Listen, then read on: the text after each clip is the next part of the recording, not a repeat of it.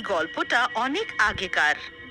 দরিদ্র একটা কবিতা নামের মেয়ে নিজের মায়ের সাথে থাকতো।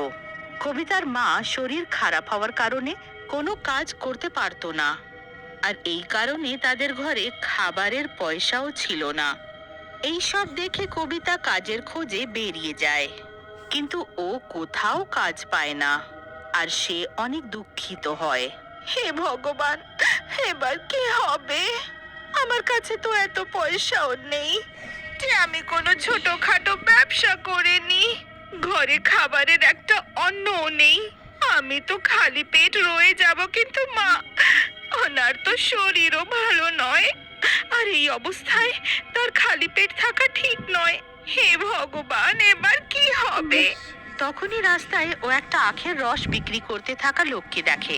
ওকে দেখে সে মনে মনে ভাবতে লাগে, মনে হয় এখানে আমি কোনো কাজ পেয়ে যাব। গিয়ে একটু জিজ্ঞেস করে দেখি। তারপর ও সেই আখের রসওয়ালার পাশে যায়। দাদা, আপনার কাছে আমি কোনো কাজ পাবো? দোকানদার মনে মনে ভাবে, কাজ? এই মেয়েটার কাজের প্রয়োজন, আর আমার চাকরটাও তো এখন নেই। এক কাজ করি, একেই রাখি, এর কাজে হয়ে যাবে আর আমারও। তারপর ও কবিতাকে বলে, তোমায় মেশিনের মধ্যে আখগুলো ঢুকিয়ে রস বার করতে হবে, পারবে তো?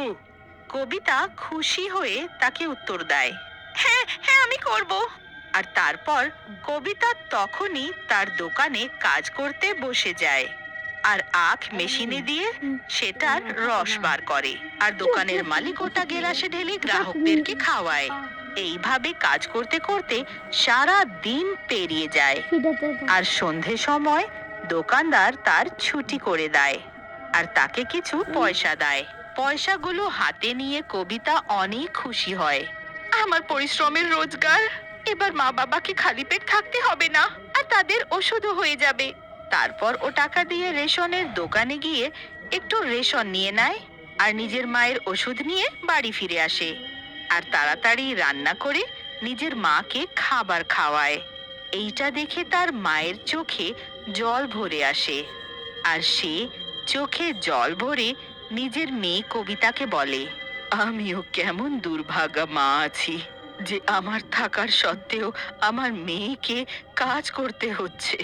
মা, কি যে বলো, কেমন কথা বলছো? বাচ্চারা মা বাবার খেয়াল রাখবে না তো কে করবে ওগুলো? আমার অসুখ হলে তুমিই তো আমার খেয়াল রাখো।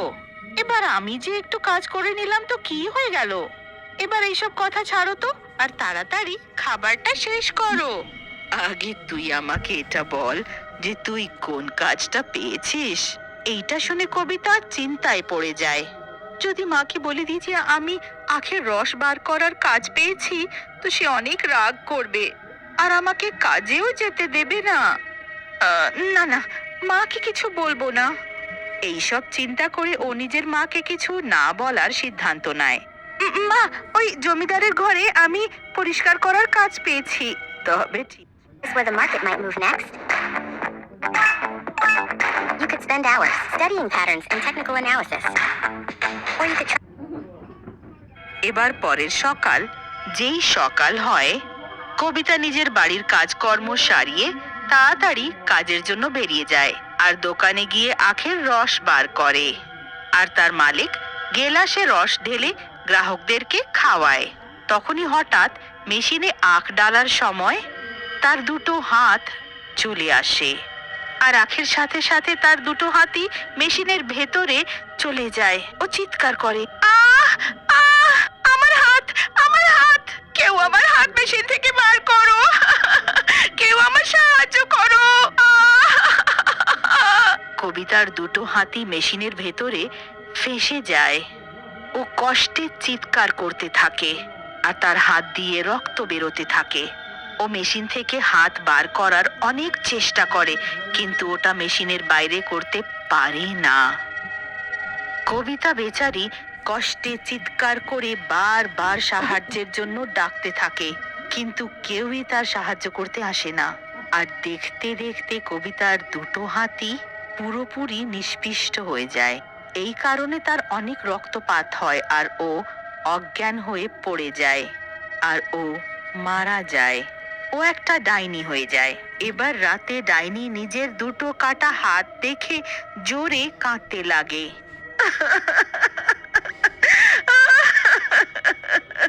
আমার হাত, আমার দুটো হাত কেটে গেল।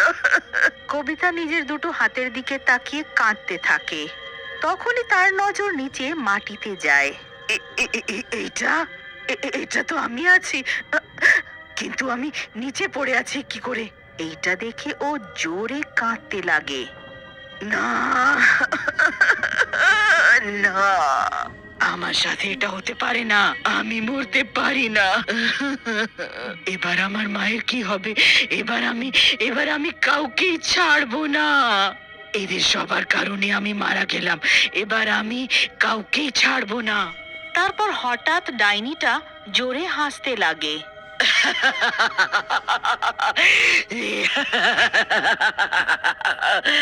এদের কারণে আমার হাত কাটা হলো, এইভাবে আমি ওদের হাতও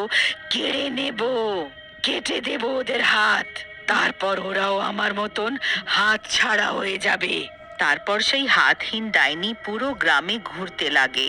তারপর যেই সকাল হয়, ও নিজের রূপ পাল্টে একটা সুন্দরী মেয়ে হয়ে আখের রস বিক্রি করতে লাগে আর সব গ্রামবাসীদেরকে টাটকা আখের রস খাওয়ায়।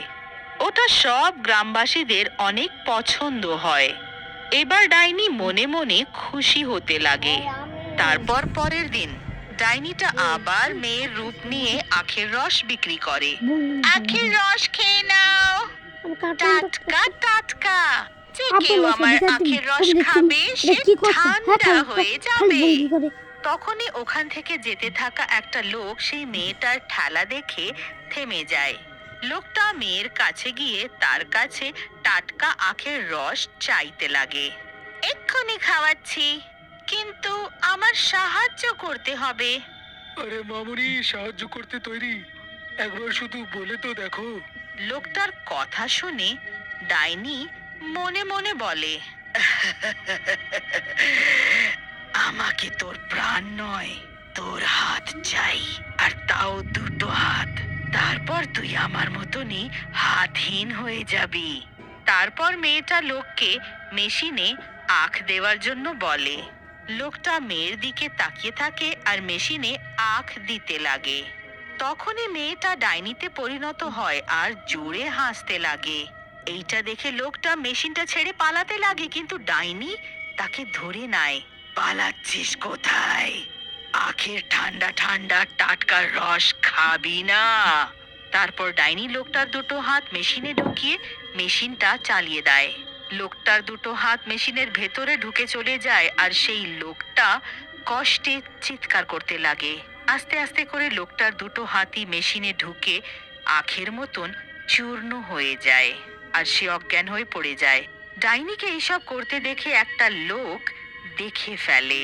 ও গিয়ে বাকি সব গ্রামবাসীদেরকে সেই ডাইনির সম্বন্ধে বলে। সেই গ্রামবাসীরা একত্রিত হয়ে সেই ডাইনির কাছে পৌঁছয়, যেখানে সে আরেকটা লোকের হাত আখের মেশিনে ঢোকাতে যেতে থাকে। তখনই গ্রামবাসী আর পূজারী ওখানে পৌঁছে যায়। এই পূজারী, আমার রাস্তা দিয়ে সরে যা, নইলে আমি তোর হাতও কেটে ফেলবো। তখন তুই কোথায় ছিলি যখন আমার হাত মেশিনে ঢুকে কেটে গেল? আর এরা সবাই দাঁড়িয়ে তামাশা দেখছিল, কেউ আমার প্রাণ বাঁচালো না, আর আমি মারা গেলাম। আর আমার মা যে অসুস্থ আছে, বেচারি কি জানি কি অবস্থায় আছে। ডাইনিটা যেই সেই লোকটার দুটো হাত কাটতে যেতে থাকে, তখনই পূজারী মন্ত্র পড়ে গঙ্গা জল মেশিনের উপরে ঢেলে দেয়। এটা করতেই ডাইনি পুড়তে লাগে আর তার সাথে সাথে মেশিনও। এই পূজারী, এটা তুই ঠিক করলি না, আমি তোরও দুটো হাত কেটে দেব। আমার শরীর না